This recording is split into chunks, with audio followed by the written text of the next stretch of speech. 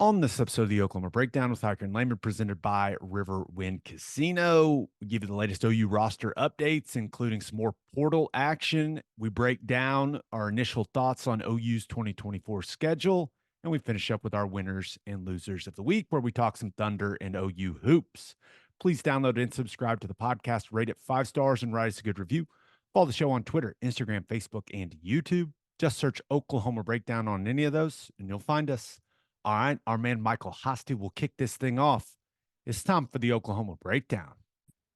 It's a beautiful Sunday, December 17th, and you're listening to the Oklahoma Breakdown with Ikard and Lehman, presented by Riverwind Casino. Riverwind is Oklahoma City's premier casino experience, and there are so many reasons why Riverwind is consistently voted OKC's #1 casino, but it all starts with their amazing variety of gaming thrills and excitement.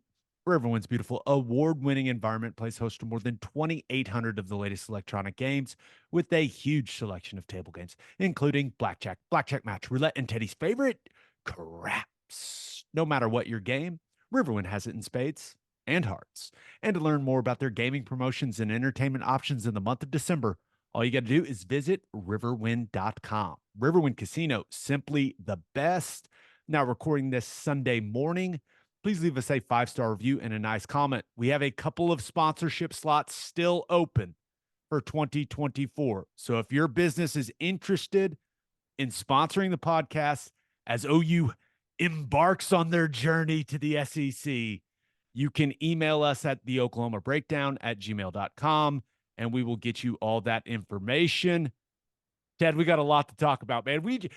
That's just college football. Now, there's always stuff to talk about. It's amazing.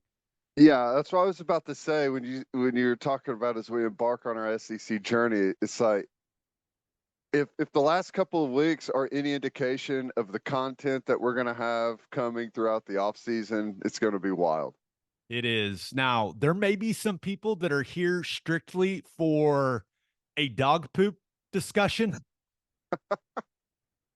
We will get to that in winners and losers, but I can't let us derail this podcast and everything we've stood for since we started this thing. We will talk about OU football before we talk about dog poop. So let's dive into it. Latest on Cayden Green. He has officially entered the transfer portal, visiting Oregon and Missouri. Ted, I think the best way to say it is the facts that we laid out on here made some waves, some ripples, perhaps. Yeah, well, that's how it goes, I suppose.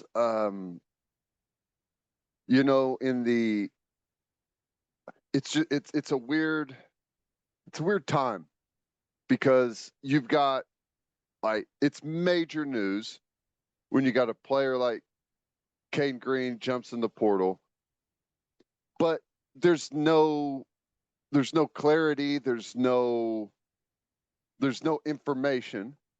And when there's a lack of information within that vacuum, things go insane. People get angry, bullets, so to speak, fly online. That's why I wish there was like a little bit better way to do this, just because of the chaos it creates. And there's no news, and nobody says anything, and it's like it'd be like NFL free agency. And it's not even free agency. I get used to that term, but it's not what it is. It would be people under contract leaving in the middle of their contract to go somewhere else. It's just weird. Like, whenever that happens and you don't hear from the player, you don't hear from the team, you don't hear from where they may or may not be going. It's just it leaves behind a wake of chaos. And within that wake, people come up with all kinds of stuff, and there's anger. It's not a real good way to do things.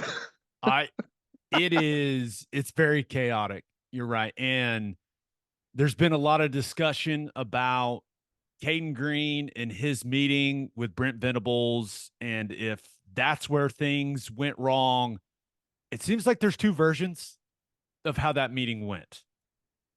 I can tell you, Brent Venables thought that meeting went very well.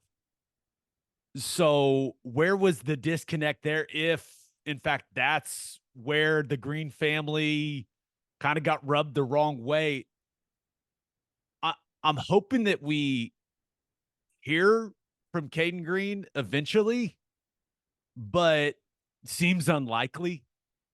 It just the situation, and there's no doubt we were part of it escalating to the level that we did. Now, I tell my 2-year-old this all the time. I'm not going to apologize for telling the truth. But yeah, it got pretty intense there for a couple days. Whoa. And this is kind of where I'm at with it. Would I love to have the details of would I like to hear Cayden Green and his family's side of things? Absolutely. I'm sure Brent Venables would love to hear their side of things. Right? If you're a coach and you're in a meeting, you thought it went great and they disagree, like, that's information you're going to want to know. But that's something you can learn from. But I'm kind of to the point where, hey, what's done is done. Time to move on from this. And that's why I encourage all OU fans to channel your time and energy into supporting the guys that will be playing in the Alamo Bowl and supporting the guys that are going to be wearing crimson and cream moving forward. But yeah, certainly got intense, man. Whoa. Yeah. Well, which OU fans are passionate. I know there was some discussion. There's back and forth between me and Zach Sanchez on Twitter about, the fans, they don't get to say anything. I just completely disagree with that. And we can go down that rabbit hole if you want to, but it got really intense. And I think now that, what's done is done, it can settle down and we can focus on the guys that are going to be playing for OU moving forward. Yeah.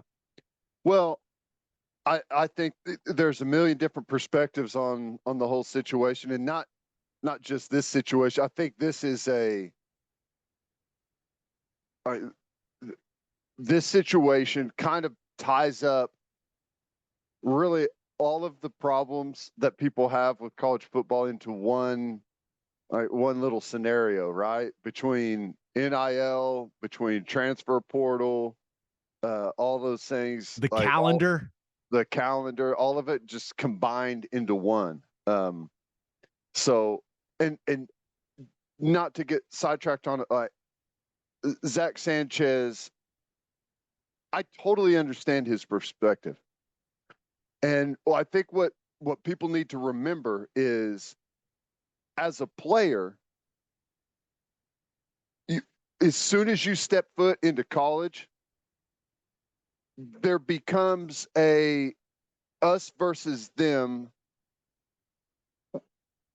between like the players, the coaches in the facility, and media and everyone on the outside, because it's viewed as everyone's critical to you, and they're not going through what we're going through. They don't know what we're doing on a day-to-day basis. So I understand that perspective of a player. I totally get it. I totally get it. And matter of fact, I was that way forever, and just slowly over the years being away from it and being on this side of it, see it from a little bit different angle now. So Zach Sanchez, his opinion to me is totally normal, coming from, that's typically how players view it, because they see it where it all comes in. So I don't know, Ed. I got no problem with with what he said. I mean, I don't agree with all of it, but I don't agree with all of what anyone says typically. So I don't have much of a problem with it, So, but that's just how it is, and everyone's going to have a little bit different angle on it from where they sit in the whole situation, as a fan, as a media member, as administrative. Like there's a ton of different perspectives of it. we'll definitely get Zach on here to talk through all of that stuff at some point. But we'll see where Cayden Green ends up going. I know some people that are part of that Missouri staff that think they've got him, but when you're going up against Oregon, good luck. I mean, good luck. Phil Knight. Phil Knight is he's a persuasive guy. So we'll see. We'll see how that works out. Either way, and there's no way to sugarcoat it. Like losing Cayden Green sucks for Oklahoma football. The way that it all went down, it is what it is. But just losing the guy that had his potential, and I, not good. This is not what you want. That's just the bottom line. From a football perspective, you can say, I've seen a lot of this. Oh, we don't need a guy with that attitude if he's going to operate that way. Well, I mean, it wouldn't suck to have him. I Yeah. mean, that's just kind of the truth. But yeah, it's time to move on. The group that wants him no matter what. Okay, that's the group that I'm in. Would we rather play against him next year or not?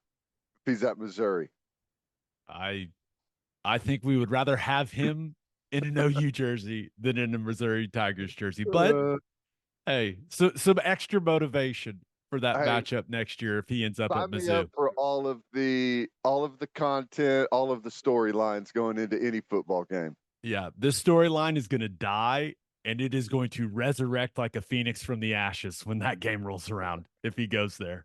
Oh man!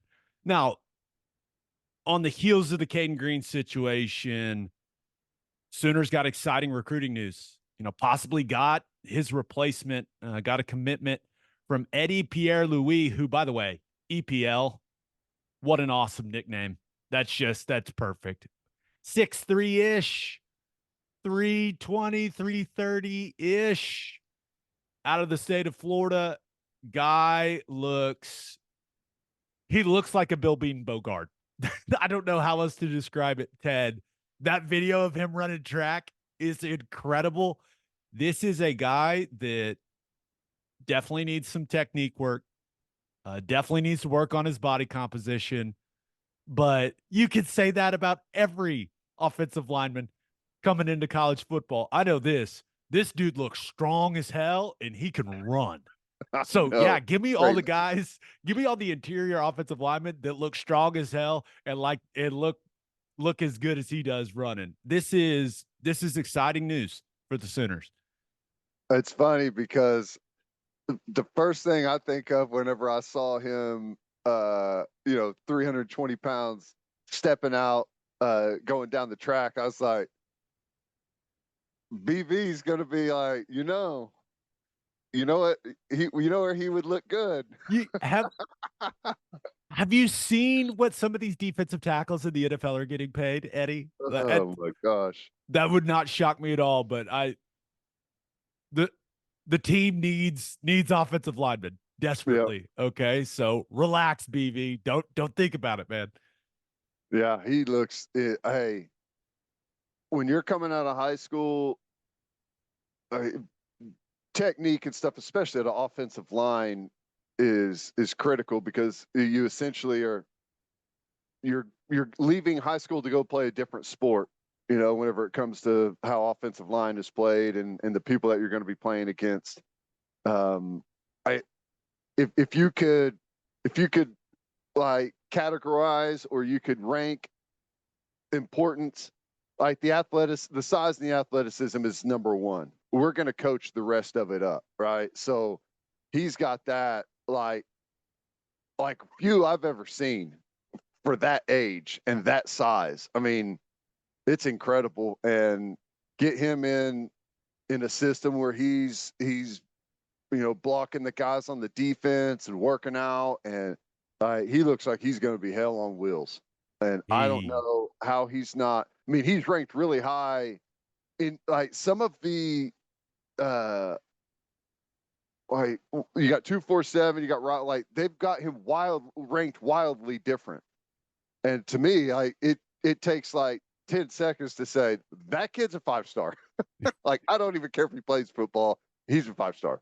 It'll be interesting to see if they can develop twitch, suddenness, when you talk about his footwork, change of direction, it's clear the dude can move weight and he can run fast in a straight line. But the greatest offensive linemen I've ever been around were quick laterally, efficient footwork, sudden, just kind of like more dynamic athletes in short spaces. If they can get him there, dude's got every tool it takes to be a great interior offensive lineman. So we'll see what that development process looks like. I'm sure him and Jerry Schmidt are going to become very acquainted once he gets on campus. But big athletic humans, you can't have too many of them. Ted, that is you can't have too many guys that are as powerful, as strong, and as athletic like our man EPL. I love that nickname. I know, it sounds like a weapon or something, doesn't it? Well, it's English Premier League, so it's a big deal. Like you say EPL, and instantly you go, ooh, okay, important stuff here. But Eddie Pierre Louis is also just what an awesome football name. But he someone told me it's actually Lewis. Really? Yeah, because they were calling him Eddie Pierre Louis for like through his recruitment, and then I guess just recently it came out that it's Lewis. Like, and that's wildly disappointing. I know you can't put Pierre in front of that and have it just be Lewis. It looks wrong, but that's what I was told. I could be wrong. I don't know. No, you're probably right, and there are probably a lot of OU fans yelling, going, "That's not his name, dude." Which I'll completely admit, I didn't know. That's on me. That's disappointing. Dang I know. it. I feel like the Pierre Louis has already proliferated all the way across, and it's going to be hard to rein it back in. We're doing the signing day show on Wednesday for OU, so we'll find out then. Until we get clarification, I'm just going with EPL. I really hope it's Louis and not Lewis. Louis is so much cooler, but the three name is always great, no matter what it is. But EPL, it's EPL either way, so I'm all good. I like it. Stud. He's one of those guys that, I mean, I don't know. It's not rare, but it's not often that there's an interior offensive line recruit that everyone's like, "Whoo, this is going to be amazing." So that's how explosive of an athlete he is. That's a big get too. Well, it was also the timing. Yeah. Cayden Green, that whole situation goes the way that it does.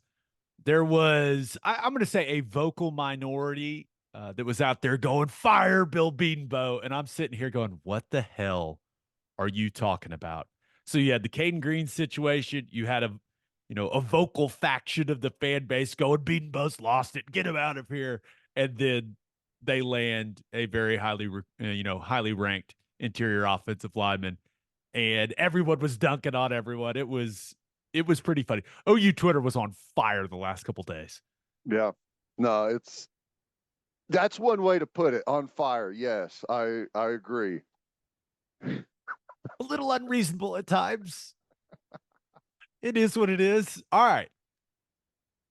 Sooners defense continues to get exciting news. Dejon Terry coming back for next season. Jacob Lacey coming back for next season. Both guys, I would say, had solid seasons. Were they huge, dynamic difference makers? They're in the interior of the run, in the interior of the defense. Were they game wreckers? No, that's not what they were. But they are strong, veteran guys that have played a lot of football that can hold up in the trenches. And they played a bunch of snaps for this team. And now they've got another full off season to get stronger, get more explosive, understand the system better. Ted, this is really, really good news for OU's defense, not only for the Alamo Bowl, but certainly for what that schedule looks like next season. We'll get to that, but this is big time news. Yeah, and it's like I don't know who's eligible, who's got another year, who doesn't. Oh, no idea. I thought Dejounte Terry was done eligibility wise, so it was like, I don't know, Christmas morning. I was surprised. So It's like, you what? were stunned. Yes, stunned. So I think it's awesome. He's got great size. I think he had a real solid season and one that he can improve on. Jacob Lacey obviously he was really limited because of the health issues. I weren't sure that they were ever even going to be able to get him back with what he was going through. Was it the blood clots or something? Um, when he came back, he had some really nice flashes. He's not like he's not a gigantic guy, but there's some flashes in there where he plays with tremendous pad level. He comes off with some really nice shock. Another guy that I think can really improve from where he is today to starting next season. And again, I mean, I don't think we're talking about all conference guys in the SEC, but these are good, solid players that you have to have in rotation. Have to. I'm with you, and I think there was, I guess, some discussion about whether these guys were going to come back. This is undoubtedly the right choice for them, and I'm sure it didn't hurt that your two All-Americans on the defense are also coming back. So I'm sure there's a bit of a domino effect there for the rest of the guys that were making decisions. But I I look at these two guys and I only expect them to be better next season, especially Lacey.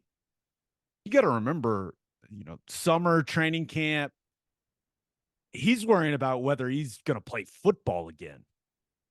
I mean, so he's not focusing on keeping his weight up, getting his technique right, like all that stuff. He's just worried about his health. I mean, Mm-hmm. blood clots are no joke. So now, hopefully, he's got an entire off season to add some more good weight, right? To get stronger because yeah, he doesn't look the part. He does not. But he plays better than he looks. Mm-hmm. I mean, going back to some of the in the weeds breakdowns we had this season, we talked about Jacob Lacey a lot in a lot of those key plays. So I'm excited to see what he can be next year. Like you mentioned, I don't think all of a sudden he's going to be first team all SEC, but he's a guy that you can trust to put out on the field and to hold up in the interior and to make a few plays. And I think that applies to him and to Dejounte Terry. But hopefully both of those guys take their play to another level with another offseason. That is my expectation. Totally agree. Totally agree. And I know people are excited about some of the young guys that we have coming in, but you know how I am. If you get like solid full season rotational play from any of those freshmen, like my guess is what we've got 3 D linemen coming in.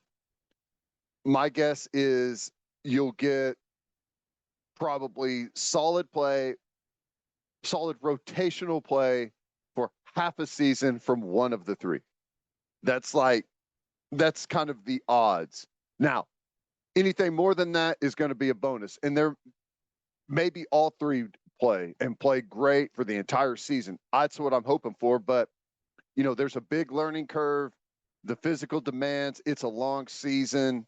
We see a lot of hitting the freshman wall and disappearing just because of the long grind of it. But like you've got to have the veteran guys that are calloused, that have been through long seasons, and bring some leadership to that group. So I think it's awesome they're staying. Yeah. David Stone, Nigel Smith, Jaden Jackson in this recruiting class. Stone is the one you look at and you go, okay, with his athleticism, his twitch, can he be a guy that brings some pass rush to the interior? Because there's just no doubt that was lacking.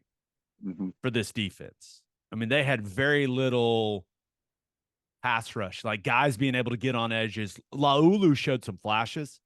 And you talk about a guy I wish had another season. But he is Stone when you just watch his highlights. I'm hopeful that he can bring that element to things. Now, will he be able, as a true freshman, to hold up down in and down out with this SEC schedule that the Sooners have? I don't know. But if he can be a situational guy in the interior that brings you a little twitch to, that 3 technique spot, that would be awfully helpful. Yep. No, I totally agree. And, I think all 3 of those guys have some tremendous upside, and Jaden Jackson may be the sleeper of the group. I saw David Stone said he thinks he's the best defensive lineman in the country. So he plays with the guy. I don't know. We'll see. Seems it's not a bad thing that he's saying that. I'll say, there you go. It's not a bad thing. I agree. I'd rather him say something like that instead of, he's okay. No, he looks the part, and he looks strong, and I don't know, exciting group. Yeah, and those guys will sign on Wednesday. That will be very exciting, but still wouldn't mind them adding some more experience on the interior of the defensive line out of the portal. We'll see how that goes. We do have an update on the All-American wall. Was informed. Neither Stutzman nor Bowman qualified for the wall. So our congratulations was premature. Our fault. You have to make a first team on one of the 5 All-American teams recognized by the NCAA. So something for those 2 guys to shoot for in 2024. We are hoping to welcome you gentlemen to the wall. Go get it done. Let's go. I've got no concerns. They'll make it. I think both guys will make it. I think Billy Bowman, at a minimum, will be a finalist for the Thorpe. And I think Stutzman, at a minimum, will be the finalist for the Butkus. Both make All-American. That's my early prediction for next season. Love that. Only other thing on that, turns out the Stutzman caption was about a Dodge Challenger, not the airplane. That's on us. We're old. Please forgive us. Honestly, I didn't know a Dodge Challenger was still a thing. I mean, that's on me, but our apologies to the college football caption king. That's our bad. We got so many responses about that. YouTube comments, Twitter, just everywhere. He's talking about the car. He's talking about the car. I was like, okay, got it. Messed up. That's on us. We're not above admitting our mistakes on here, okay? It makes sense that Stutzman's not well versed in the business jet world. Yet. Yet, right. Yet. The portal giveth and it taketh. Got some more portal action for the Sooners. But first, Love's Travel Stops is now offering a nationwide 10-cent per gallon discount on gas and auto diesel. Just download the Love's Connect app and scan your barcode at the prompt on screen and watch that price drop 10 cents per gallon. Across the country, the Love's Connect app unlocks exclusive deals can help any traveler plan their route or meal on the highway. So before you hit the road, be sure to download the Love's Connect app to save 10 cents per gallon and experience the country's best highway hospitality at Love's Travel Stops. Love's also says you covered if you forget your phone charger or headphones with their expanded mobile to-go zone. And of course, don't forget to grab yourself some of that delicious Java Amore. The Land Doctors have a 120-acre property for sale in East Norman, located just 10 minutes from campus. This completely wooded property sits at the intersection of East 120th Street and Tecumseh Road.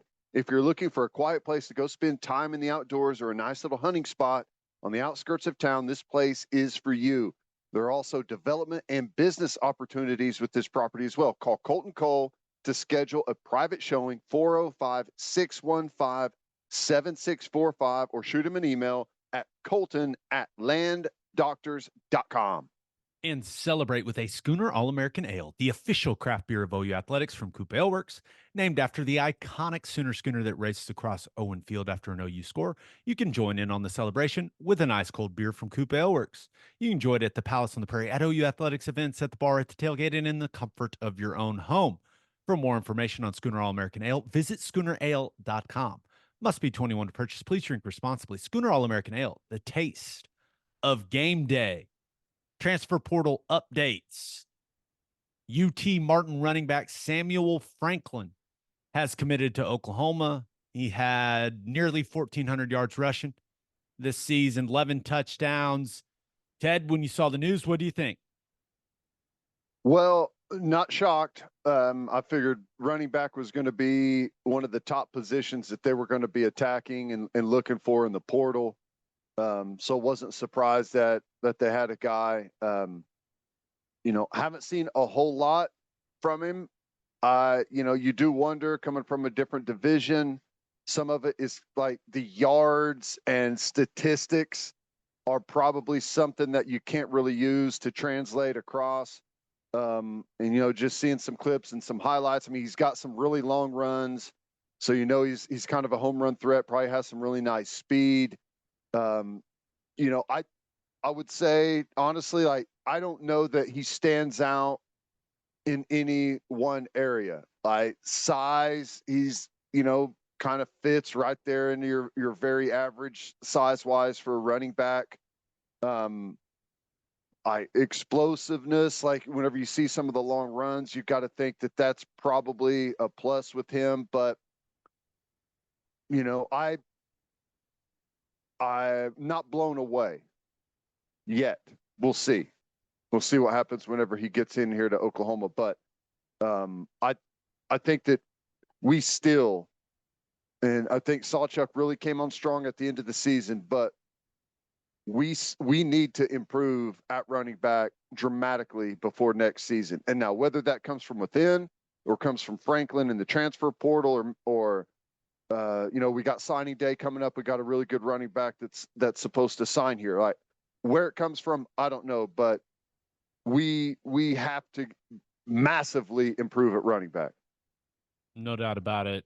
And I went on YouTube and found every clip I could find of Samuel Franklin, and I sent you all of them. And the first thing, the guy runs hard. He runs hard. There are a couple runs early. They played Georgia. As you can imagine, that game did not go well for UT Martin, but they played Georgia early in the season, and he had a couple nice runs early, and he was getting up and talking some serious trash to all these guys from Georgia. And that was one of those situations where I was like, okay, I like that. I don't mind a running back with some fire, but with what I was able to find, he did not display an ability that I think the biggest issue we've had at running back. In one-on-one situations, he wasn't making a bunch of guys miss. And that has been the biggest issue these last couple seasons is running backs one-on-one with safeties, one-on-one with linebackers, one-on-one with corners. We have not had enough broken tackles in those situations. We haven't been able to make enough guys miss in those situations. And that has been a big issue. And I think that has held the running game back as a whole. I'm not saying that Franklin can't be a productive back. I absolutely think he can. He gets downhill. He doesn't waste any time at all. He is not a guy that is dancing back there. No, he pipes it downhill. I am all about a guy that plays that way at the running back position. But you have to have guys that can embarrass defenders in space. And I just don't know if he's that type of guy. But I don't see him coming in and running wild in the SEC or anything like that. But he seems like a guy that you're going to be very comfortable putting out there in any situation, like just a solid all-around back. But is he the home run hitter Does he have the twitch, the shake that I was hoping he was going to have when I was tracking down the clips? Not exactly. Yeah. And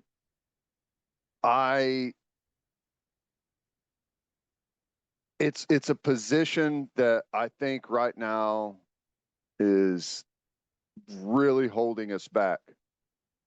To be honest about it, and if you want to be, especially the schedule we're about to play next year, we can't be I would say right now we are middle of the road at best at running back compared to the SEC, and you could probably say that and compare it to the Big 12 right now, and that is not where we typically are. Whenever you think about, you go back for the last, if you just want to talk about the last 25 years, Quentin Griffin, Adrian Peterson, DeMarco Murray, Samaje, Joe Mixon, Rodney Anderson. I mean, like, these guys are explosive, best in the country type of players at running back. And it just so happens to line up whenever we've had our best teams. Right. So it's a huge part of the offense. I don't know where it comes from. Does it come from within? Does it come from the portal? Or does it come from high school recruitment? I don't know where, but we have to have a running back that people fear. We have to. All I want, and I'm with you, it could be Tatum coming in as a true freshman. Maybe Sawchuk makes a huge jump. Which is possible. But, and this is going to sound so stupid, but I want there to be more situations where we are on the broadcast during the game where I have to turn my mic off because I'm about to cuss because of a move that a running back just made. Like, oh, holy, that's what I want. And you think about this season. I mean, think how many moments were there like that from a running back? Tolly Walker ran the guy over from Cincinnati. Yeah. And that's pretty much it. Yeah. So I want more situations where a running back is one-on-one with someone in space and embarrasses him.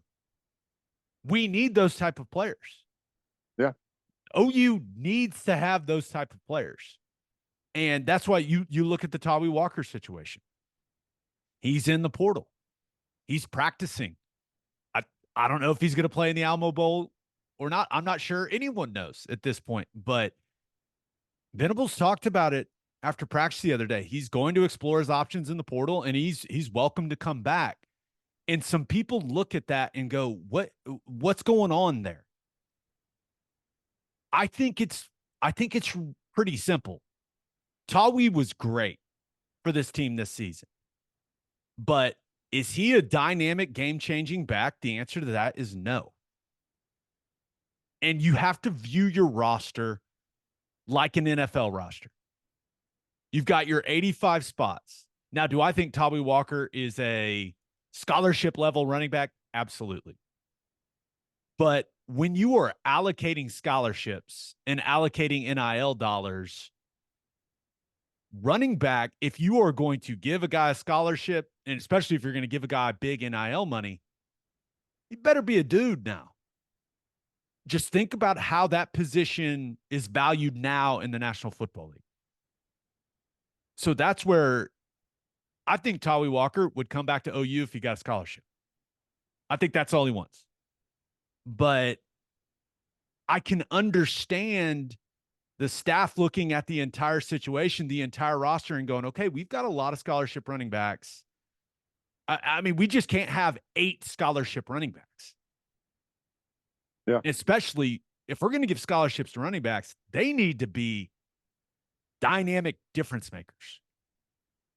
So I kind of understand what's going on there, but it also is just, it just makes you realize where the team is at that position. Yeah. Yeah. It's not an easy spot. And It's not an easy spot for the coaching staff to be in because I would assume, like in a perfect world, it would be an easy decision. Of course, you're worth a scholarship here, and we'd love to have you on the roster. But because of like the need and the numbers, it just has created this. Just the circumstance is not great. Hopefully, somehow it all works itself out, and we end up getting everything that we need. You can find a scholarship for Tawi. You find, hopefully, maybe your freshman coming in is a game changer. I don't know how the whole thing's going to unfold. All I know is that we must get way better at running back. It is a must. Running back, tight end, both. A must. We'll see. We'll see how it develops. Okay, last OU thing. Schedule set, baby. 2024. Seeing it on paper makes it very real. Makes it feel very close. Week 1, that game's going to be August 31st. Temple in Norman. Week 2, Houston in Norman. Week 3, Tulane in Norman. First SEC game will be September 21st against Tennessee. That is going to be a lot of fun. Then Auburn, at Auburn, week 5, week 6 bye before Texas on October 12th. That'll be the week 7 matchup there in the Cotton Bowl. Week 8, South Carolina and Norman.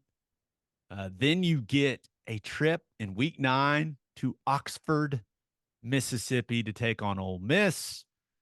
Week 10, Maine. We get the November cupcake game. Look at that. We are definitely an SEC team. Look at us. We'll week be 11 thankful for it by then too. Yeah. Well, week 11 is a trip to Columbia to take on Missouri. Week 12 bye. And that bye comes before one hell of a finish to the season. Alabama coming to Norman on November 23rd. And then the Sooners finish up at LSU. Woo! Woo! What stood out to you when it came out? What stood out to you most, Ted? The end. The last two games of the season stood out, and I absolutely love the schedule. I love it. Love it. I think it's awesome. I think the non-con is laid out perfectly. Temple, Houston, Tulane. Temple, not very good. Houston, that's a Power 5 football game. They're going to have a new coach that's really good. That's going to be a nice little test. Tulane is like, we'll see the remnants that Coach Fritz left there at Tulane, but that's another, they're about to play in a big time bowl game, and there's going to be some players left over there, I'm sure. So are they going to be as good? I don't know, but it's a good, strong lead up. Not too strong, but a good, strong lead up into your first SEC game against Tennessee. Storylines galore for that football game. It's going to be awesome. I can't wait for that.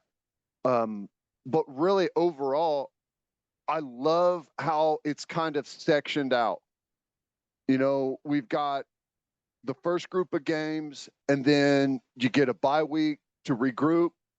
Then you have Texas. You got that second group of games, and then throw Maine in there as a little bit of a time to maybe get some starters back a little bit or something. And it's a bye. It's another bye. We don't have to pretend it's not.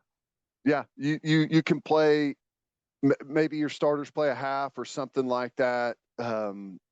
It's a lighter week, and then you got a bye week before you end the thing with a bang. I love how it's sectioned out. I love the road trips in there. I love the big games. I think it's awesome. It's awesome. It's awesome to just look at it on paper. I stared at it for entirely too long. Just a bunch of big names, right? The name. It just feels different, man. It just means more. But I do really like the fact that the first road trip is Auburn. Auburn's going to be a much better team next season than they were this season, but there is going to be there's just going to be an adjustment period to what road trips are going to be like now. It's a different world going on the road in the SEC as compared to going on the road in the Big 12. And Auburn, Jordan Air Stadium, I heard that place is awesome. But all things considered, if that's your first road trip, like your first taste of it, I don't think Auburn's going to be a, top 5 football team or anything like that. So I think it's a nice blend of, oh, this is what this is going to feel like, but also having, you're going to be on the field against a team that you are better than. So I'd like that combination. You get to feel that SEC environment and all the weight that comes with it, but also you're lining up against a team that you feel like you're better than. Solid combination for your first SEC road trip. Here's what's great, and I agree with you. Every SEC team you play next year, except for South Carolina, has a chance to be a top 10 team. Damn it. You're probably right. Well, a lot of them are there right now, but Auburn is, you can tell that it's boiling under the surface there, right? Hugh Freeze can coach, man. He just think what you want about the guy. I know he made some mistakes in his past. Guy can coach. He's going to get them right. It's coming. It's coming. They almost beat Bama this season. They should have beat Bama. Now, Missouri, is this a one-off? I don't know, but that's 10-2 football team right now. Say what you want, okay? And they've got more. They're recruiting better and better as things go along. We know LSU this year didn't end up doing what a lot of people thought they were going to, but that's LSU. LSU can come out and, like, that's how they do it. That's LSU's a wave, right? And it's been a little bit. The wave is coming. I don't know at what point it's going to come roaring back, but it will. So, I'm thrilled with it. I can't wait. I think it's going to be awesome. Is it going to be difficult? Absolutely. Is there a potential that next season, record-wise, is not good? Yeah. There's a really strong potential of that. There's also potential of just a special season that we haven't had in a long time. So I love it. There's also the potential for this. And sometimes when I'm looking at a schedule, I think of the weirdest things. Check the calendar. Thanksgiving next year is November 28th. Can you imagine if OU beats Alabama and we all get to sit around the Thanksgiving table and talk about it? Oh, and you got LSU coming up next? I don't even know if the families in the state of Oklahoma can handle that. That would be, please, that would just be so incredible. But I saw something from our buddy Bill Conley. So according to this year's SP Plus rankings to end the regular season, remember SP Plus is his metric for ranking teams. OU has the 7th toughest schedule in the country next season. Now there's clearly going to be a lot of change with all the roster movement that goes on now in college football. But the reason I bring that up, it's a pretty solid indicator of what OU is about to see and experience in 2024. And sink or swim, man. You better play well. Or you're right, Ted. You better play well, or it could look that loss column can rack up quick. But Can't be scared, baby. Let's go. This is what we signed up for. Come on. There's no doubt about it. And what your schedule looks like definitely affects how a team prepares in the offseason. 100%. And I think that the players in that facility are going to see that, and I know that it's going to change the overall, like, the stature and the seriousness and the way that locker room handles themselves and the way that they prepare throughout the season. At least it better. All right, because I don't know. I love it. I think it's going to be awesome, and I've said this over and over, and I'll continue to say it until it's proven wrong, maybe right out of the gate. But I believe that Oklahoma is at its best whenever it is challenged the most, whenever the conference that it plays in is the best, whenever the schedule is the toughest. That's whenever we typically rise and play our best football. And like I've continued to say, I've got no Big 12 was great. We're moving on from it. But the last decade, I think, lulled this fan base, this team, to sleep with the matchups, sleepy road games, 11 o'clock kicks, sleepy home games, play an entire season and maybe face 1-2 fringe top 25 teams. It took the edge away from this football team and this football program. That's going to have to be back. And that's why I'm so excited, because I think this schedule is going to do exactly that. It's going to bring the edge back. And that's whenever we're going to start bouncing back in a big way. I like it. All right, let's get to call your shot. We asked you guys the most important thing to happen for OU football this week. There was a lot of EPL responses. Also, a lot of responses about Dejon Terry and Jacob Lacey. We covered that, but I want to hit this one from Pearly D26, who says EPL seems pretty significant given the questions about the offensive line, but I think having Rouse and Matoyer play for the bowl game is good for continuity and culture.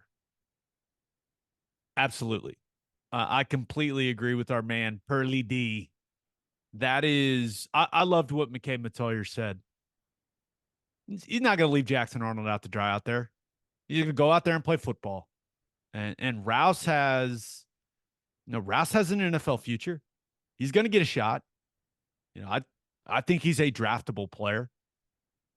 So for those two guys to say, you know what, we're sticking around. And that's nothing against Guyton and Rame, who, by the way, congrats, boys. Both got Senior Bowl invites. That's big time. Can't wait to watch them down in Mobile. That's going to be awesome. I know they're going to kill it. But for Rouse and Matoyer to look at the situation and go, no, we're playing.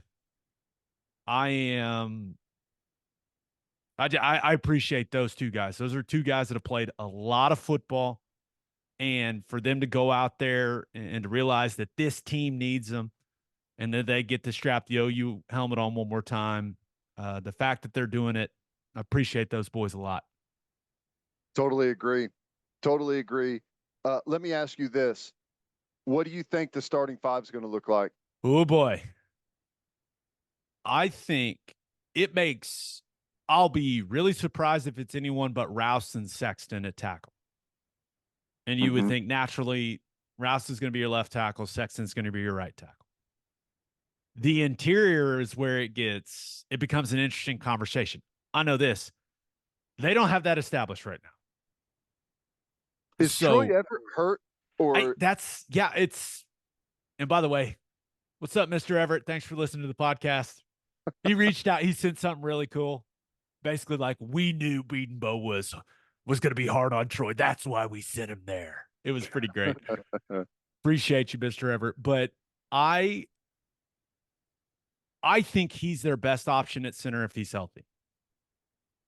Because I really do. I saw some things from him at guard this year where I went, That looks like a guy that can play center at a pretty high level. So I think if he is healthy enough, he's going to go. Now, if he's not, that's where things get real interesting. Do you play Matoyer at center?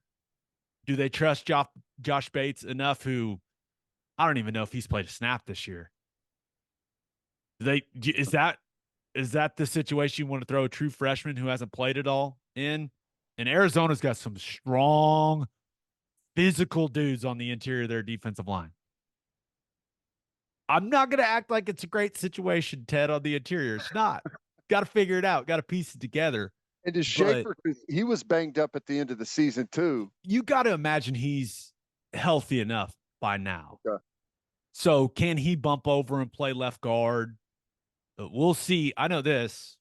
Beatonbow's going to try all kinds of different combinations, and they may not know till the day of that football game what it's going to look like. But we'll see, man. I don't know. I think it's Sexton and Rouse. Matoyer's going to be out there for sure somewhere. But left guard rotation of guys. Taylor, Caleb Schaefer, Everett. I mean, you may see a rotation of guys playing some different spots in there. Yeah, maybe they kick Taylor into the inside just for this, even though they view him as a tackle. They think his best position is tackle. Maybe they kick him inside, and Matoyer, he can play left guard. Mm-hmm. I mean, that guy I think he can play any one of the three spots in the interior. I want to see Everett play center. I really do, because I think that's his position. And I think he's got a good opportunity to be the starting center next season. I mean, him and Bates and whoever else ends up in the fold is they're gonna battle that out. But I want to see Everett play center in this game if he's able to. But yeah, we'll see, man. It is a bit of a mystery. Well, hey, we get a chance to learn about some guys we did last year in the bowl game, right? Whenever we had to throw a piece together offensive line, and they performed pretty good considering. It's where the Savion Bird hype was born. That's right. And, well, let's not talk about that now. I'll say that Arizona doesn't know who it's going to be. What a competitive advantage for the Sooners. How about that? Yeah. Silver lining, right? There is some truth to that, though, and I'm sure we'll get to that whenever we preview it. But there is some unknown for them going in, what we're going to throw at them offensively, not just personnel-wise, scheme, everything. It's going to be cool. You mentioned when we break it down. So just a little podcast schedule update. We'll have a new episode on Wednesday night, right? Because we have to do the signing day coverage for OU in the morning. So we'll record something. It'll be out later Wednesday night. We are not going to record on Christmas Eve or Christmas Day. Sorry. We will have our Alamo Bowl game preview will be out on the morning of the 26th. At least that's what we're shooting for. And I believe our buddy Cole Kublik, who will be on the TV broadcast for the Alamo Bowl, is going to join us to break down that game. So that's going to be a fun little schedule update for everyone. Also, we'll get you a recap of the Alamo Bowl. We're just not sure at what point in time that's going to come. We have a bit of a wrinkle thrown our way when it comes to the travel situation, get back from the Alamo Bowl. But let's finish up with our winners and losers of the weekend. But first, John Vance Auto Group has a deal for Oklahoma Breakdown listeners. Go to any of their 9 full-service dealerships in Woodward, Miami, and Guthrie. Tell them we sent you, and they'll give you $500 off. That's $500 off just because you listen to this podcast. Been serving Oklahomans for 40 years, family-owned and operated. No matter what your vehicle needs are, John Vance Auto Group has you covered. They carry domestic brands such as Ford, Lincoln, Chevy, Buick, GMC, Chrysler, Dodge, Ram, Jeep, and Wagoneer. John Vance Auto Group's goal is to give unequaled service and to exceed customers' expectations in every way. You can find all the information about their lifetime loyalty program, browse their entire inventory, and find the John Vance dealership near you at vanceautogroup.com. And attention business owners, you need Insurica in your life. Insurica is one of the country's largest insurance brokers with 30 offices throughout Oklahoma, Texas, and the Southwest. Insurica is able to customize programs by accessing the latest information from many insurance carriers. They compare and contrast coverage offerings and pricing in order to design a cost-effective, comprehensive program to meet your business's specific needs. If your business partners with Insurica, you'll save huge amounts of money and take back control of your total cost of risk. If your business wants to be best in class, connect with Insurica at Insurica.com. That's INSURICA.com. And head to the garage for hand smashed patties, butter toasted buns, and ice cold beer. It's the perfect spot to watch any big game. And with all the garage locations being open to 10 p.m. or later every night, it's the go-to late night spot. Visit eatatthegarage.com to find a location near you and order online from the garage in your neighborhood. As always, Ted, kick us off. Who do you have as your winner of the weekend? Thought about going with Aaron Rodgers, medically cleared next week. What? Is it going to happen? Yes, no? Should it Why happen? would they ever put him out there? I don't know. I don't know, but I want to see it as long as I can be guaranteed he doesn't injure it again. I can't. The Achilles stuff, for whatever reason, of all the injuries, makes me the most like squeamish. A guy breaks his leg in half, it's pointing the wrong way. You're like, okay, yeah, get the card out. Let's go. Guy tears his Achilles, and you go, oh. Past it. Yeah. Because it just, I don't know. But I don't know. That's going to be interesting to see it unfold. And if he plays, if he doesn't, what does the future hold? But man, OU men's hoops, undefeated. We got a big one coming. They get past Green Bay. Get past. Well, that was a complete destruction. Now, it was a good game for about 15 minutes. Right. And then the onslaught came. I guess when I say get past, did not shoot the three well. So we scored a bunch of points, but it was not their best performance. And you know, I can understand that to a degree, but still undefeated, fringe top 10. You know, I thought whenever I saw they were ranked 11, just because of how quickly everything's happened, I was like, are we really 11? Are we too high? Are we getting ahead of ourselves here? And I've talked to a couple of people that know it way better than I do, and they say they're shocked they're not higher. So, well, buckle up, buddy, because and the North Carolina Kentucky game was awesome. It was. That was cool. But OU's going to be ranked ahead of North Carolina when they play that game. Yep. Which sounds weird coming out of my mouth, but OU is going to be the higher ranked team in that game. Yep. Yep. And I can't wait to watch the matchup, learn more about it a little more as we get closer to it. I don't even know what I think about it just yet, but it's going to be awesome. It's great to have this team rolling like they are. It's gearing up to be just an incredible final season in the Big 12 for this hoops team. I'm with you. I watched the majority of that Green Bay game. Green Bay, not a fun team to watch. They play so slow offensively. But one of the things I was most impressed with was OU didn't allow them playing that slow to take away from the pace that they wanted to play at. Yeah. Like once they got the ball, it was let's go. And I loved how fast that they played. Now, of course, they looked really fast compared to some of the guys from Green Bay. That's just not a bunch of great athletes on that team. But they did such a good job of just getting to the rim at will, blowing by guys. I mean, Owe was really good finishing at the rim. Jalen Moore, maybe it's the pink shoes. I don't know. But that dude's got bounce. He moves like an NBA player. There's also part of me that's like, can he add about 20 pounds, play tight end? What's the situation here? But I just like watching him. But this is McCollum had a quiet night. Yeah. But this team, they are so much more talented athletically than they have been the last couple of years. It was a tough watch the last couple of seasons, and it's just fun watching these guys play. It's awesome. I agree. And it just changes the whole kind of dynamic of what this season's going to be like. It's going to be tough, man. If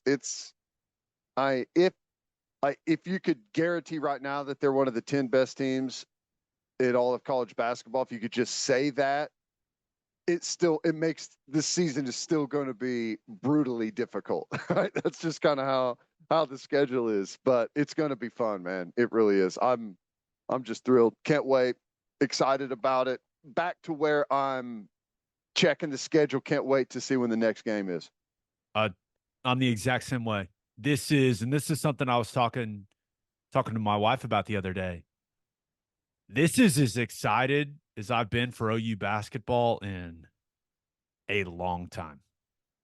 It's exciting, man, and I feel you can feel that from the fan base. Like all these people that typically only hit me up talking about OU football, like we're talking some OU hoops, man, and it's fun. It's fun. Like you said, there are going to be some bumps in the road. Once conference play starts, the Big 12 is loaded. But it's what you want. It's what you want, and OU's going to knock some teams off this year. They are. They're going to win some big games this year, and it's going to be a lot of fun. I cannot wait for the ride, and we are working diligently to get Porter Moser on the podcast. If we could get him on right before that North Carolina game, would not suck, but we're going to try our best to get Porter on here. Yeah, but he's excited. We're excited. Everyone's excited. OU hoops. Who knew? Squad. Yeah, it's fun, and it's perfect timing, man. Ramp this thing up before we head to the SEC, because I believe that if we can get our basketball program into a good spot, we should be one of the better programs year in, year out in the SEC. I love it. I think it gives us a chance to grow. Yeah. All right. Who do you have as your loser of the weekend? This is just a simple one. And I know in the grand scheme of things, it's a drop in the bucket for these guys, but Mahomes and Andy Reid fined for complaining about the officials. That's what you get for complaining about something that everyone in the world could see clearly happened. And to complain that they shouldn't call something that is clearly a penalty is going to cost you money. It's just plain and simple. Save your rants for an actual bad call. That's all I've got on this one. That's it. That is, I think that's a fair assessment of the situation. Now, what, Andy Reid got fined $100,000? Yep. And Mahomes 50. And Mahomes, he has come out and said, "Hey, I can't do that. Got to be a role model for kids." He said all the right things. You know, can't act that way. You know, just love the game, love my team. Almost, he should have just said, "Hey guys, Tiger got out of the cage. That's on me." Yeah, that's on me. We've all been there. But yeah, I'm with you. He was offsides. He's lined up offsides. Now, does that happen more often than people think? Yeah, probably. Typically, you get a warning. It would not be a big deal if Travis Kelce wouldn't made such a cool play. That's it. That's what's so funny about it is, like, the flag happens at the beginning of the play. You don't pick it up because the result was kind of cool, you know. Right. Had the official known that was going to happen, he would probably say, like, in a perfect world, if I knew a result of a play, I don't know, maybe he doesn't throw it. He probably still does. At least he should, but I don't know. It was just funny to see Mahomes and then the Kansas City fan base in unison follow behind and be like, "You should."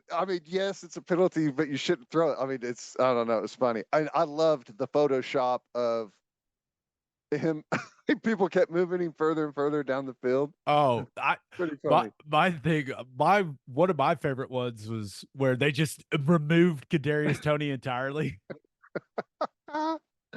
It's great. Now, we're recording this before they play the Patriots. Patriots don't want to win that game. So I think that the Chiefs are going to bounce back nicely this weekend. But yeah,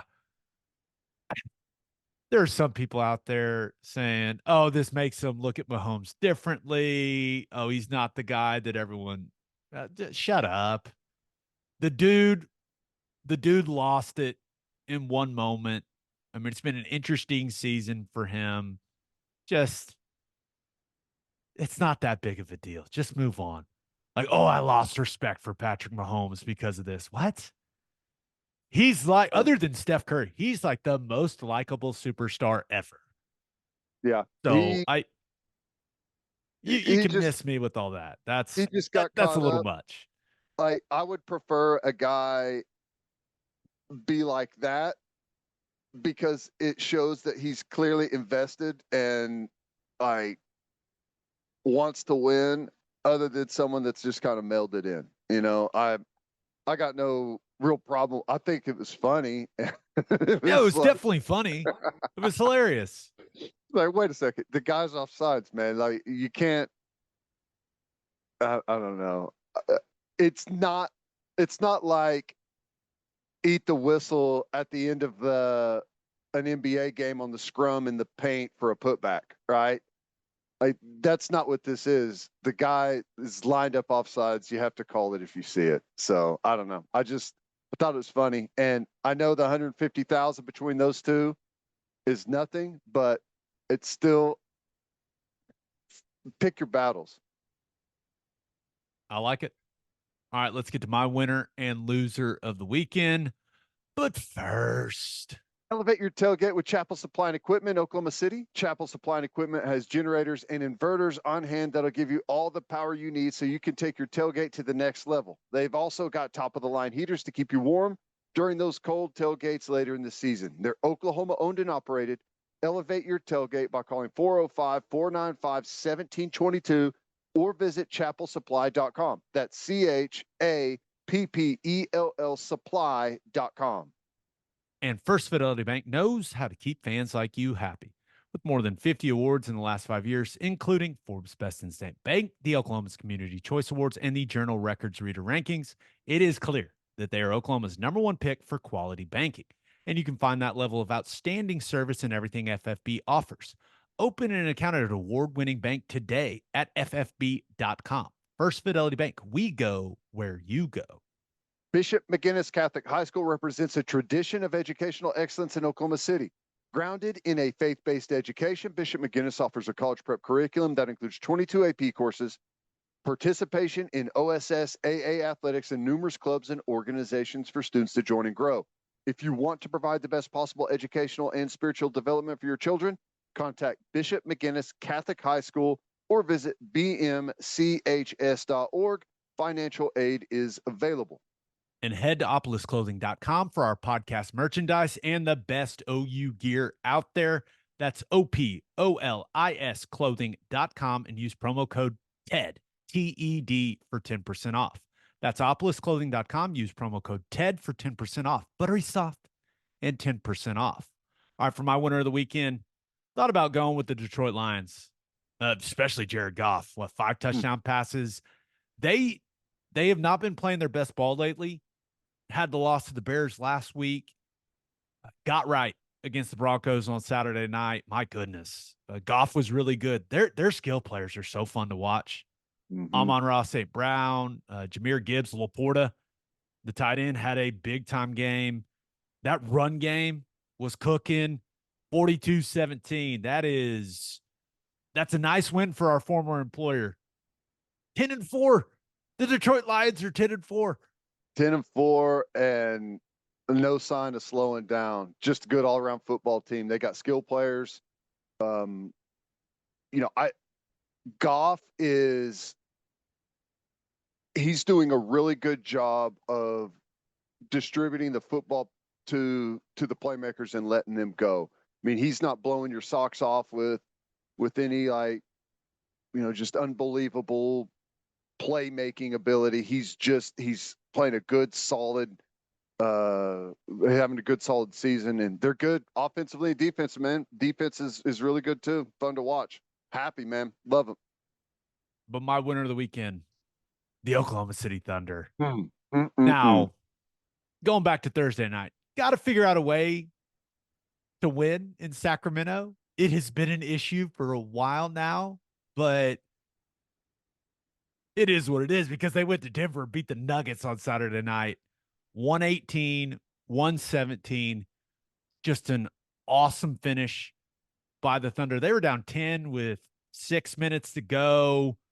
And on a night where he struggled shooting early, Shea goes to work, right? Gets the rebound. Mark Daignault doesn't call timeout. They exchange a glance. You got this. Goes down, gets to his spot, spins in the middle into the fadeaway, and buries it. Beautiful game winner. Ted, I love this team. Let's go. Yep. You had to figure it was going to be a win one, lose one over the Sacramento Denver 2 games, but you figure you win in Sacramento and lose in Denver. So to flip those, it all evens out, right? It all feels evens better. out. It Yeah. feels better. Yeah. It feels better. But Yeah, and Denver was hitting big shots late in that game. Had some dunks, hitting some tough jumpers, everything. It felt like they had a couple of what you would call daggers, but no, Thunder just kept responding, and it was really, really impressive. Chet Holmgren, there's just no doubt he's going to be the rookie of the year. He's getting better and better and better. He was such a difference maker on the defensive end, and he had some great things. So he did some really nice things offensively, but ends up with 17 points, 11 rebounds, and 9 blocks. Just missed out. That's awesome. He was huge in the third quarter. Had some big plays late in the fourth. That block against Aaron Gordon late in the fourth was awesome. Caught an alley-oop. Like he continues to get better and better, and he's everything I was hoping he would be. And the three, he's going to find it. I'm not worried about it. Those are going to start falling for him. He's a good shooter, but he's just such a game changer for them on the defensive end. And then where's SGA right now in the pecking order of the league? Top 5? Gotta be, right? He had 25, 8, and 6. I mean, he is a true MVP candidate now. Thunder fans at home games, you can do the MVP chant and not look ridiculous. He is a legitimate top 2, top 3, top 4 MVP candidate this season. And if they keep winning games, man, that is in the realm of possibility. Now, you never know what's going to happen with the other teams. Maybe a guy ends up having just an incredible back half of the year or something like that. But if he stays healthy, the MVP, that is not out of the realm of possibility for Shai Gilgeous-Alexander. He can do it. I mean, he's crazy, that right? good now. It's crazy. You got to, like, it's kind of a good time for the MVP too, because there's probably going to be, there's like a little bit of fatigue maybe at the top, and maybe some hunger for some new blood. And when you got like a Thunder team that's kind of shot out and kind of, in a sense, taking the league by storm with where they sit right now, may have a legitimate shot at it, depending on how things go. You're right. I mean, clearly you've got to have, they probably have to finish like in the top 3 in the West, right? Agreed. Yeah, you got to win a lot of maybe games. Too. Yeah. Yeah. But there could be some Jokic fatigue. People aren't going to forget what Giannis tried to do running in the locker room to get that ball. Which that entire, what the hell? That's what's going to cost Giannis the MVP. Trying to go get that ball after scoring 64 points. But yeah, I think last year I talked about him it was early in the season too. I said, hey, he's going to have a chance to lead the league in scoring. And some people thought I was very dumb for saying that. And now he didn't, but it was close. He feels like a legitimate MVP candidate. I mean, he's that good. And if these other guys around him continue to step up, Jalen Williams was awesome against Denver. Had a couple of nasty dunks. He did such a good job of getting to the rim and finishing. Had the big layup in traffic late. He's struggling to shoot it from the field, right? He's struggling to shoot it from three. So I love the mentality like, hey, I'm going to get to the basket. And he was great. The Oklahoma City Thunder, 16-8. As we record this, they are the 2 seed in the West still. They go on the road and beat Denver with Jamal Murray back, and they do it only hitting 7 threes. Pretty damn impressive, man. Yeah. Yep. Yeah, they are not a one-trick pony. That's a couple of recent wins where they have not shot the three well at all and still come up with some really nice wins. And maybe the best part is the arena vote is now out of the way. Landslide. Never forget, landslide. So now we can just enjoy this team, man. That is no longer our concern. Locked in, baby. We're good. So now we just enjoy what these guys are doing on the court. It's gonna be a fun season. My loser of the weekend. Thought about going with maybe the rest of the SEC. Is Ole Miss just loading up on defense or what? What's going on here? I don't know. Lane Kiffin has very openly and transparently described what has gone on in college football and about how you just flat out have to have enough money to buy players. And it sounds like the Ole Miss fan base has said, okay, well, let's buy some players, and they must be. And I think people really like his demeanor and the way he carries himself and what he does for that program. And I think players probably see it from the outside and say, that's a fun place to go play. I mean, I don't know. Outside of that, I think that's pretty much what's creating it here, right? Money and a fun environment. Yeah. I've never been to Oxford, but can't be that bad, right? Heard good things about the tailgating scene, but yeah, they got a commitment from Florida edge transfer Prince. Here we go. Umamielen. Just say it fast. Umamielen. Nailed it. Nice. It's got to be it. Umamielen. I think so. I think I nailed that. But I watched his highlights and announcers said it like 6 different ways. So I would say it like to get the best impact out of it. I would say Umamielen. Umamielen. Umamielen. I don't know. But that guy can play. Talk to some guys that cover the SEC, and they're like, he's got serious twitch. He's a player. And then Walter Nolan is there in Oxford this weekend, who is the most coveted guy right now in the transfer portal. A lot of people think he will be headed to Ole Miss as well. So Lane Kiffin, Pink Golden, I guess, loading up on top defensive line portal talent. How about that? That's a coup. Walter Nolan, getting Walter Nolan. That's big time. That would be significant. But we typically we stick to sports on here. We rarely talk about anything not sports related, but my loser of the week some of these people in my Twitter X mentions that thinks it's okay. They think it's okay to not pick their dog's poop up in public places. So a quick story. My wife went on a walk with my dogs and my son on Saturday. My son was walking along this path. It is a public park in our neighborhood. They've pumped a ton of money into it. It looks great. And hundreds of people walk along this path. And the path has dog poop bag stations and trash cans all along it.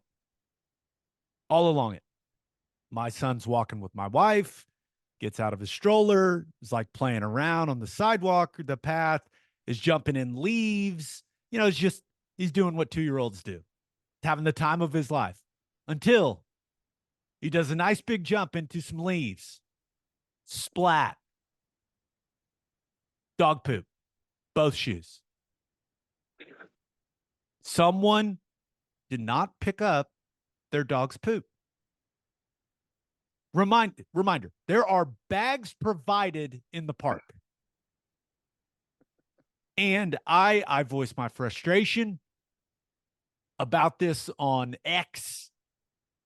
And I thought this was a universally accepted stance on this situation. If your dog poops in public, you are responsible for your dog. You pick up your dog's poop, you put it in the trash, the world keeps turning. Apparently, there are some people that disagree with this. Ted, I was stunned at the amount of people that I got called. I got told I was privileged. I got told this. I only have this mentality because I had money growing up and I went to private school. I had a guy call me an entitled prick because of it. Someone told me I had a soft mentality. One guy said I shouldn't be complaining because he once saw me walking by the stadium, by the Armory, and I stepped on some mulch. He was like, you walked through the watering plants. I was like, dude, I took like 2 steps on mulch to cut through. It's not like I was Charlie Murphy stomping on the but that's what? Which that was a weird one. I also had some guy that was like, you cheated in a golf tournament in 2014. I was like, I didn't own golf clubs in 2014. That guy got me. I was like, I thought he was serious. I was like, I was racking my brain trying to figure it out. I was like, okay, he's just messing with me. It was that one. Wow. That was maybe the worst one, accusing me of cheating on the golf course. I am not good enough to cheat on the golf course. I mean, there's just that I almost lost my stuff on that one. But dude, there are monsters among us. What is happening? How is this not a universally accepted take that if your dog poops in public, you pick it up? What? It consumed my Saturday, bro. I spent all Saturday firing off tweets to people that disagreed with me on this. It was insane. I didn't see all of them, but I happened to see one where a guy basically said he's no longer a fan of yours. Yes. That's the same guy that called me an entitled prick. I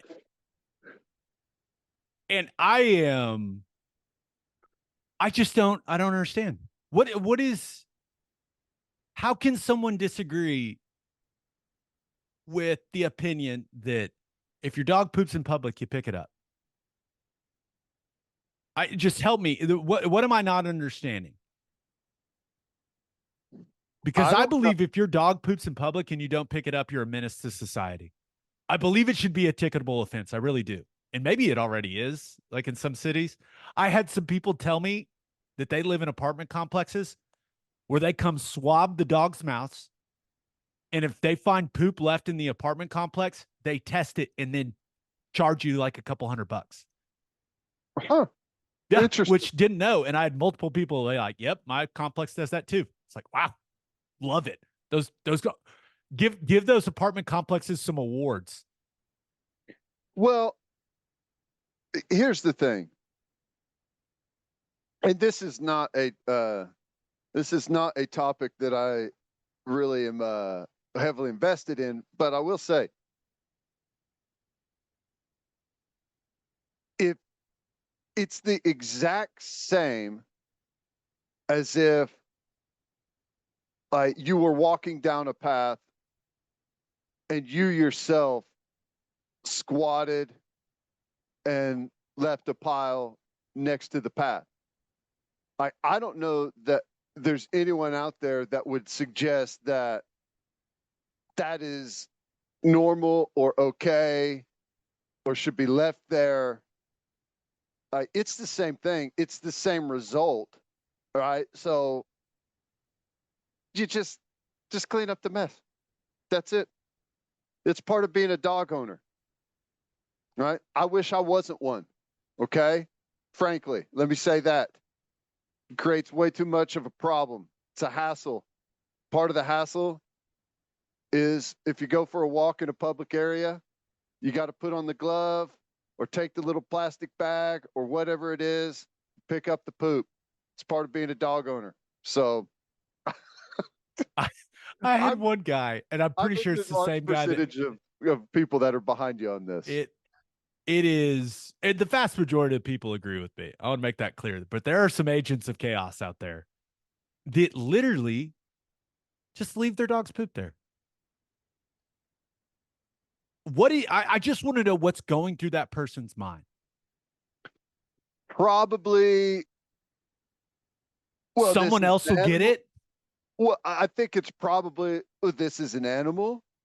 Animals poop outside. This animal has pooped outside, and that's part of being in the outdoors. But that's just not the case. I mean, yes, animals poop outside. This is a domesticated animal that is on that public path because of you, not the dog. I don't think people are advocating picking up wild animal feces everywhere. That's a totally separate issue. This problem was created by you. You took the animal there. I've got a few final thoughts. First of all, I FBI, CIA, whatever government entity, I did your work for you. Yeah, I have helped you identify the weirdos that live among us. You think there may be like some type of spying algorithm that swoops up comments like that and puts them into a section? That these people have been flagged. There's no doubt in my mind. The people that were defending others not picking up their dog's food, those people are the most dangerous among us. There's a direct correlation between letting your dog poop in public. They will be monitored. There's no doubt in my mind they will be monitored because it is just an insane opinion. But you are responsible for your dog. If it poops on property that does not belong to you, pick it up. It's the courteous thing to do. It's the respectful thing to do. Dog poop is not good for grass. Dog poop sitting there is not good for other dogs. Do not make someone else pick up your dog shit because you're a lazy ass. It is ridiculous. They're bags and trash cans all along the path, Ted. Be a productive member of society, for God's sake. I have nothing else to say. It is a direct sign that the implosion is near. We can't go on like this any longer. If you want some entertainment, go check out my Twitter, X. Do we call it X? I don't even know. But no. if you want to have some good laughs, go check that out. We had to talk about it. Birthday shout outs. Only got one. You do it. You do it. Happy 7th birthday to Adeline Grace Haynes. Nice. AGH. Happy 7th. On that note, episode 380 in the books. Reminder, if you want to sponsor the podcast, please email the Oklahoma Breakdown at gmail.com. We'll get you all the details. You can hear Teddy from 3 to 6 on the ref. You can hear me from 2 to 5 on Sirius XM Big 12 Radio, channel 375. Hope you all have an amazing start to your week. And until next time, we appreciate y'all for listening. Pick up your dog poop, people. Pick it up. But do what you always do, Oklahoma. Take care of each other.